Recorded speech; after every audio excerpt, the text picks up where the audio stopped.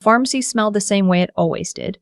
Antiseptic and lavender and something faintly chemical that I could never quite name. I had been going there for 11 years. Since before my husband passed. Since before the house became just mine. I knew which aisle had the reading glasses. I knew the pharmacist kept a small bowl of butterscotch candies on the counter, even though the sign above said no food near the medication station. I knew that the woman who refilled my blood pressure prescription every 4 weeks had a daughter named after a flower and a son in the Marines. I was not a stranger there. That Tuesday in October, I came in for my usual refill and a box of the low-sodium crackers they stocked near the vitamins. My son-in-law had been hinting for weeks that I should cut back on sodium. My son-in-law had been hinting about a lot of things lately. The door chimed. I went to the back. I waited. She came out from behind the partition, and I noticed right away that something was different in her face. Not worried exactly. Careful. The way a person looks when they are deciding whether to say a thing or not. She handed me the white bag, and then she did not let go of it. "Mrs. Farrow," she said, "can I ask you something before you go?" I thought she was going to mention the crackers, or ask me whether I had updated my emergency contact. They had been doing that lately, updating all the records. "Of course," I said. She glanced toward the front of the store. There was a man looking at the reading glasses rack. She lowered her voice just enough that I had to lean in. "Has anyone been helping you manage your finances recently? A family member or a new friend?" I felt something go cold in my chest. Not because the question was alarming, because I knew exactly why she was asking. 3 weeks earlier, my daughter had called me on a Sunday evening, which was unusual. She lived 40 minutes away and we talked every Wednesday. Sunday calls meant something. She said her husband had been doing some research. She said he had been talking to a financial planner. A good one, she said. Someone who helped people in my situation. I asked what she meant by my situation. She paused. Then she said, a widow, living alone, with assets. I told her I had a financial advisor. I had had the same one for 14 years. He was the one who had helped my husband and me plan for retirement. I trusted him. She said that was exactly the point. That he might be good at what he did, but he was old-fashioned. That the way things worked now was different. That there were better instruments. Better returns. I listened. I said I would think about it. I did not think about it. Then her husband called. This surprised me because my son-in-law and I were polite to each other in the way of people who had decided long ago not to try too hard. He was not unkind. He was simply not interested in me except as an extension of my daughter and, more recently, as a problem to be solved. He sent me a PDF. It was 42 pages long and full of words I knew individually but not in the combinations he had arranged them in. He called it a comprehensive wealth preservation strategy. He said there were tax advantages I was not taking advantage of. He said the house was sitting there not working for me. The house. My husband and I had bought it in 1987. We had painted every room ourselves. We had put down the kitchen tiles on a weekend in April with our hands aching, and our knees sore and laughing the whole time because we kept getting the grout wrong. My daughter had taken her first steps in the hallway outside the bathroom. My husband had died in the bedroom on the left side of the bed he had slept on for 31 years. The house was not an asset sitting there not working. The house was the only place I had ever felt entirely myself, but I did not say any of this. I said I would look at the PDF. I did not look at the PDF. Then the visit started. Her name was Renata. She was the financial planner my son-in-law had found. She was in her late 30s and wore her hair pulled back and spoke in the smooth, professional way of someone who had practiced making difficult things sound simple. She came to the house on a Thursday. My daughter came with her. They sat in the living room on the sofa I had reupholstered 2 years ago in a blue fabric I still loved. Renata had a laptop and several printed sheets. She talked about estate planning. She talked about probate. She talked about something called a living trust and how it would protect my assets from being tied up in court after I was gone. She said this as if I were already somewhere near the edge of gone. I asked questions. I wrote things down. I told them I needed time to think. My daughter squeezed my hand on the way out and said she just wanted to make sure I was protected. That they all did. That they loved me. I believed the last part. I still do, but love and protection are not always the same thing. The papers Renata had brought were for me to review. The main document was a trust agreement. It named my daughter as the primary trustee. It transferred management of the house and my savings account into the trust immediately upon signing. There was a line on page 11 that gave the trustee broad discretionary authority over asset management, including the authority to sell real property. I had to read that line 4 times. Then I called my financial advisor. He was not my daughter's definition of current, but he had been with me for 14 years and he'd never made me feel like a problem. He read through what I faxed him. He called me back in an hour. He said, "Dorothy, I want you to have an independent attorney look at this before you sign anything. Not the one Renata recommended. Someone you find yourself." I said I would. That was 12 days before my pharmacy visit. In those 12 days, my son-in-law called 3 times. Each time he was pleasant. Each time he mentioned the papers. He said the window for certain tax advantages would close at the end of the month. He said Renata had worked hard to put this together. He said my daughter was worried about me and that signing would give her peace of mind. I love my daughter. I want to give her peace of mind more than almost anything. I found an attorney on my own. I found her the way my husband always found things he trusted, by asking someone with no stake in the outcome. I asked my neighbor across the street, a retired judge named Clifton who I had known for 20 years and who had no opinion about my son-in-law one way or the other, because they had met exactly once. He gave me a name. The attorney's name was Audra Steen. She was 61 years old and had been doing estate law since before I was worrying about estate law. I liked her immediately. She called me on a Friday evening after reading the documents. She said, "Mrs. Farrow, some of this is standard, and some of it is not standard at all." She pointed me to 3 specific clauses. One gave the trustee the authority to transfer assets to other entities the trustee controlled. One waived my right to an annual accounting of the trust. One allowed the trustee to appoint a successor trustee without requiring my consent. She said in plain language, "If you sign this, you hand over control and you have very limited legal standing to get it back." I sat with that for a long time after we hung up. I sat in the kitchen with the lights off and the streetlight coming through the window, and I thought about my daughter's face when she said she loved me. I thought about whether people could be both sincere and wrong at the same time. I decided they could. The appointment to sign was scheduled for the following Tuesday, 9 in the morning. Renata's office downtown. That was the Friday. The pharmacy was the Monday. Standing there at the counter, I looked at the pharmacist, and she was still watching me carefully. "Someone has been talking to you about your finances," I said. It was not a question. She nodded slowly. "3 weeks ago you picked up your prescription, and you were on the phone when you came in. You said, 'I'm just here to sign whatever you need me to sign.' You sounded." She stopped. "You sounded different than you usually sound." I remembered that call. My son-in-law had called while I was parking. I had been distracted, agreeing to something without processing it. I had been tired. "And last week," she said, "a man came in. He said he was checking on a prescription for a Mrs. Dorothy Farrow. He had your date of birth. He said he was your son-in-law. I told him I couldn't confirm anything about your account, but he knew a lot of information about you. My son-in-law had never come to this pharmacy, not once in 11 years. He was asking what medications you were on," she said quietly. "He asked if any of them affected cognition." The cold in my chest spread. I understood then, not with certainty, with the particular sick weight of a thing you had been hack knowing for some time and had kept yourself from finishing the thought. He was building a case. Not a case against me, a case for diminished capacity.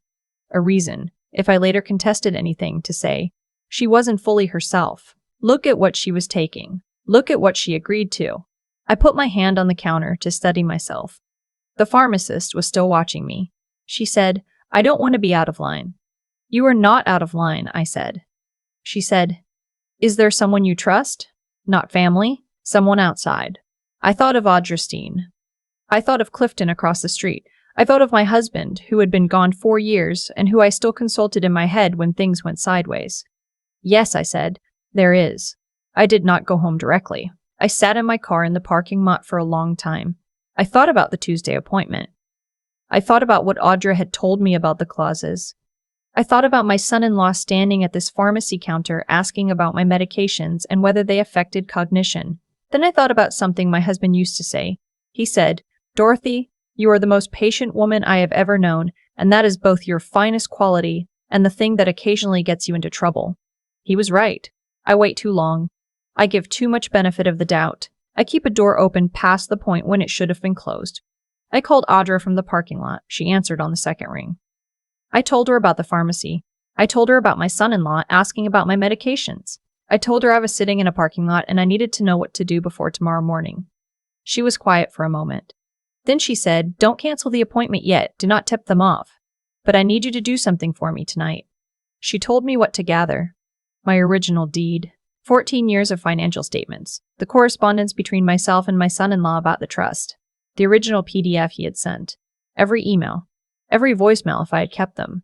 She said, "Also, I want you to call your doctor's office today and ask them to note in your file that you have been experiencing no cognitive changes. Ask them to document a wellness check, today, if possible." I called my doctor from the parking lot. She had known me for 9 years. When I explained what I needed and why, she was quiet for a moment, and then she said she would see me that afternoon. I went home. I made coffee. I pulled out the file cabinet my husband had always kept organized, and that I had kept organized after him. I found everything Audra had asked for. I sat at the kitchen table with the document spread out in front of me, and I felt something I had not felt in 3 weeks. Not anger, not fear. Clarity. The appointment was at 9. I arrived at 8:55. My daughter was already there, sitting in the waiting area. She stood up when she saw me and hugged me, and I let myself be hugged. She smelled like the shampoo she had used since high school. I have always loved that smell. My son-in-law was standing near the window. He smiled at me. It was a warm smile. I have never doubted that he has some genuine warmth in him. That is what makes the whole thing so difficult to hold in your head at once. Renata came out and brought us into the conference room. There was a stack of papers, a pen. She walked through the documents quickly. I noticed she moved faster than she had at my house. Less explanation, more momentum. I let her talk. When she finished, she slid the signature page across to me. I put my hand flat on the table next to it. I did not pick up the pen. I said, "I need to tell you that I had these reviewed by an independent attorney." The room changed. Not loudly. A stillness. My son-in-law said, "Dorothy." She identified 3 clauses that are not standard, I said, and I'd like to address them before we proceed. Renata looked at my daughter. My daughter looked at the table. I put a folder on top of the signature page. Inside it was a document Audra had prepared the night before. A counter-proposal, a version of the trust with the 3 clauses removed, the annual accounting requirement reinstated, and my right to dissolve the trust with 30 days' notice clearly stated.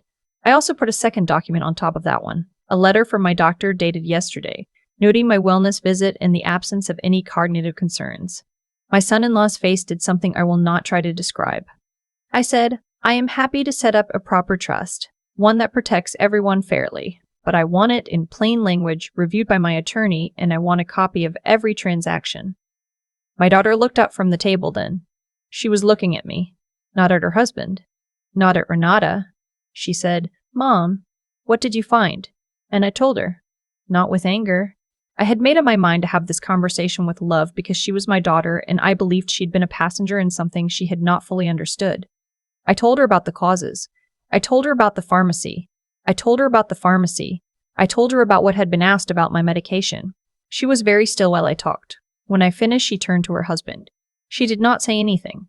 She did not need to. He said it was all being taken out of context. He said the attorney she had found was being overly cautious. He said the pharmacy situation was a misunderstanding. My daughter said, "Which part is the misunderstanding? Tell me which part." He could not. We left without signing. Renata called that afternoon and said she would be happy to work with my attorney on revised documents. I thanked her and said I would be in touch. My son-in-law has not called since. My daughter called that evening and cried for a long time, and I let her. Then she said she was sorry. I said I knew she was. I believe she was. The trust we eventually signed 3 months later was different. It was 10 pages, not 42. It was in language I could read without a dictionary. My attorney approved it. My financial advisor approved it. My daughter is still the primary trustee and I still want her to be. I just needed it to be something I had chosen, not something I had been moved through. The house is still mine. I planted bulbs in the front bed last October, the same week we signed the new papers. Tulips, the kind that come back every year without you doing anything. My husband planted the first batch the year we moved in. Some of them are probably the same bulbs. Or the children of those bulbs. I can never quite tell, and I have decided it does not matter. I went back to the pharmacy the week after everything was settled. I brought a tin of butter cookies because I did not know what else to bring. She saw me come through the door and she looked relieved in the quiet way of someone who had been wondering how a thing had turned out. I set the tin on the counter. I said, "You were right to say something." She said, "I just asked a question." I said, "That was enough." I drive past that pharmacy on my way to almost everything. Every time I see the sign, I think about the particular courage of a stranger who notices something is wrong and decides it is not someone else's business to handle. I also think about my husband saying that patience was my finest quality and my trouble. He was right. The way he was right about most things. But I have learned, later than I would have liked, that patience and silence are not the same. That you can take your time and still speak up. That waiting does not have to mean waiting to be told what to decide. The report the attorney prepared is in my file cabinet. Third drawer at left side. I knew exactly where it is. I check sometimes, when I need to remember what it feels like to stay still and then move exactly when the moment is right. I have thought about this a lot since everything settled. Not obsessively. Just the way you turn something over in your hands when you are trying to understand its shape. What happened to me was not complicated. Someone in my life looked at what I had built over 60 years and decided it would be easier to manage if I were simply moved out of the way. They did not use a weapon. They used paperwork and patience and the particular tenderness that people who love you can weaponize without fully realizing they are doing it. My son-in-law is not a villain in a story. He is a man who wanted something and found a way to reach for it that felt, to him, like helping. That is almost harder to sit with than outright cruelty. But here is what I've come to understand. Every choice has a consequence, and the consequence does not wait for you to be ready for it. He chose to ask a pharmacist about my medications. He chose to put language in a legal document that would have stripped away my right to an accounting. He chose, piece by piece, to build something that was not in my interest and call it protection. And because he made those choices, I eventually found out. Because I found out, I was sitting in that conference room with a folder instead of a pen. The action and the outcome were directly connected. They always are. What saved me was not luck. It was 3 things that I had and almost talked myself out of using. The first was the willingness to ask. I called Clifton. I found Audra Steen. I called my doctor. I did not ask any of them because I was certain something was wrong. I asked because a small voice in me said, make sure. That voice is intelligence, and I have learned to treat it as the most valuable thing I own. It does not shout. It does not make accusations. It just says, make sure. Listen to it. The second was the willingness to act on what I found. Knowing something and doing something about it are not the same. I have watched people know the truth and still sign the paper because signing felt easier than the conversation. I almost did that. I almost told myself that my daughter meant well and that should be enough. But meaning well is not the same as doing right, and I would have been the one living with the result either way. The third was the courage to hold the door open for my daughter even after I knew. I did not go into that conference room to destroy anyone. I went in to stop something that needed to be stopped, and then to see what was still worth saving. As it turned out, my daughter was worth saving. The relationship was worth saving. I had to be willing to separate the harm from the person causing it, and that is perhaps the most difficult thing I have ever done. I am not the same person I was the morning I walked into that pharmacy. I am more careful now. Not fearful. Careful. There is a difference. Fearful closes doors. Careful reads what is behind them before walking through. The tulips came up this spring. Every single one.